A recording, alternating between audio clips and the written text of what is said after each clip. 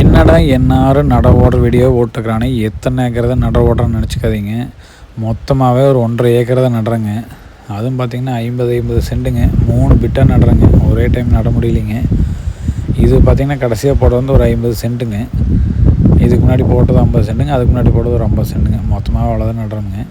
இது எதுக்காக இந்த வீடியோனா, இந்த சொட்டு நீரில் வந்து ஒரு சின்ன மாற்றம் பண்ணிக்கிறேன். இந்த பைப்பு நல்லா பார்த்தீங்கன்னா தெரியும். இப்போ எல்லாமே கீழே சாஞ்ச மாதிரி இருக்குங்க. அதாவது தண்ணி உழுகிறது வந்து அந்த கீழே நிலத்தொட்டி உழுவுங்க, மண்ணுக்கிட்ட. இப்போ லாஸ்ட் டைம் போட்டது பார்த்திங்கன்னா மேலேருந்து உழுகிற மாதிரி இருக்குதுங்க. அது வீடியோவில் வேணால் பார்க்குறதுக்கு நல்லா இருக்குது. ஆனால் அதில் என்ன பிரச்சனைங்கன்னா, தண்ணி வந்து உளுந்து கீழே வந்து 2 சைடு வரப்போ அரிக்குதுங்க. மெதுவாக போகும்போது ஒன்றும் பிரச்சனை இல்லைங்க.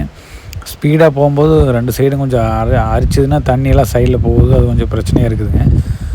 அதனால் இந்த டைம் பார்த்திங்கன்னா எல்லாமே நிலத்தோடு உள்ள மாதிரி கீழே சாய்ச்ச மாதிரி வச்சுட்டேங்க.